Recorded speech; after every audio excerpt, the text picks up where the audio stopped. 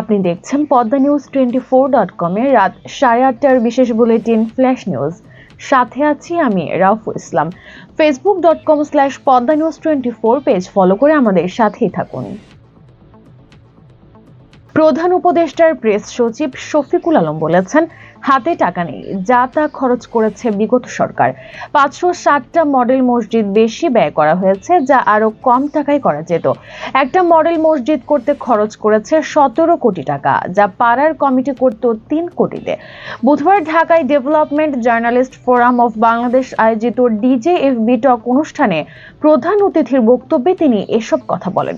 Press সচিব বলেন, মসজিদ নির্মাণ নামে টাকা চুরির উৎসব চলেছে। ব্যাংকের টাকা চুরি হয়েছে। দেশের অর্থনীতি কলাপস হওয়ার মতো অবস্থায় ছিল। 6 মাসে ইকোনমি যে অবস্থায় কামব্যাক করেছে তা মিরাকল।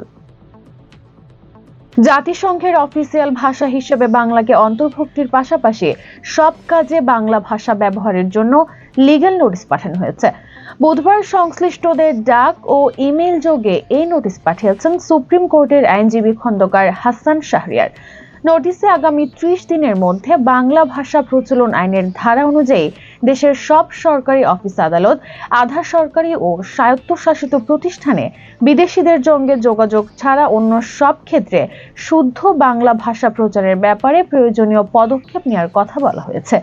দেশের ভেতরে সব স্থানে সাইনবোর্ড, নামফলক, বিজ্ঞাপনী বোর্ড ও টেলিভিশনে প্রচারিত বিজ্ঞাপন বাংলায় করার পাশাপাশি নাটক, সিনেমা ও গণমাধ্যমে শুদ্ধ বাংলা প্রচারের বিষয়গুলো উল্লেখ করা হয়েছে।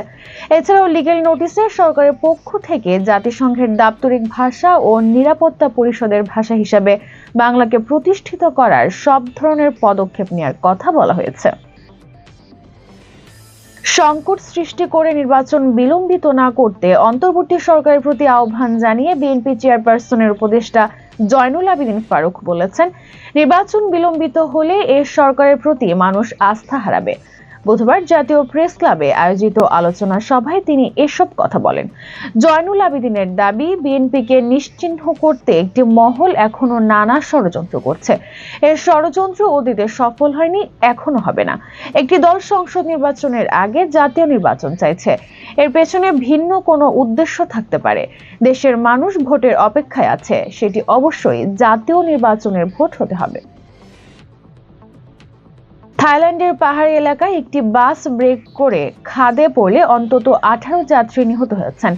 বুধবার এ দুর্ঘটনার তথ্য জানিয়েছে এএফপি। 3টি দোতলা বাসে করে স্থানীয় সরকারের কর্মকর্তারা সফরে যাচ্ছিলেন। এ সময় রাজধানী ব্যাংককের পূর্বে প্রাচীন বুড়ি প্রদেশের সড়কে দুর্ঘটনাটি ঘটে। পুলিশ কর্মকর্তা লেফটেন্যান্ট কর্নেল সিওয়াপাস ফুরি পচাই বুনচু বলেন, 17 যাত্রীকে ঘটনাস্থলে নিহত অবস্থায় পাওয়া যায়। পরবর্তীতে হাসপাতালে অপর এক যাত্রী নিহত হন। চালক বলেছেন, পাহাড়ি এলাকা থেকে নিচে নামার সময়ে ব্রেক ফেল করলে বাসটি খাদে পড়ে যায়। বাসটিতে মোট 49 জন আরোহী ছিলেন। জীবিতদের 2টি হাসপাতালে চিকিৎসার জন্য পাঠানো হয়েছে। দীর্ঘ 37 বছরের দাম্পত্য বলিউড অভিনেতা গোবিন্দ ও তার স্ত্রী সুনিতা আহুজার। বলিউডের সুখী দম্পতি হিসেবে পরিচিত তারা। তবে এবার সেই সুখের সংসারে অসুখ বাধা বেঁধেছে। সম্প্রতি তা ফাঁস করেছেন অভিনেতা গোবিন্দর স্ত্রী সুনিতা। পরকীয়ার অভিযোগ এনেছেন নায়কের বিরুদ্ধে।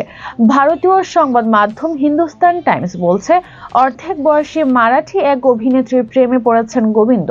তার সঙ্গে খাচ্ছেন ডুবে ডুবে জল। গুঞ্জন, সেই জলে টালমাটাল নায়কের সংসার। সাক্ষাৎকারে গোবিন্দ পত্নী বলেন, আগে তাদের দাম্পত্যে সুরক্ষিত বোধ করতাম, কিন্তু এখন আর করেন না। এখন ওর 60-এর বেশি বয়স, জানি না কখন কি করবে।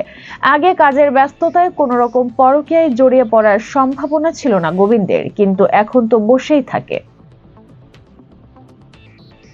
গুরুত্বপূর্ণ সব সংবাদ জানতে পদ্মা নিউজ 24.com এর বিশেষ বুলেটিন ফ্ল্যাশ নিউজ দেখবেন প্রতিদিন রাত 8:30টায়।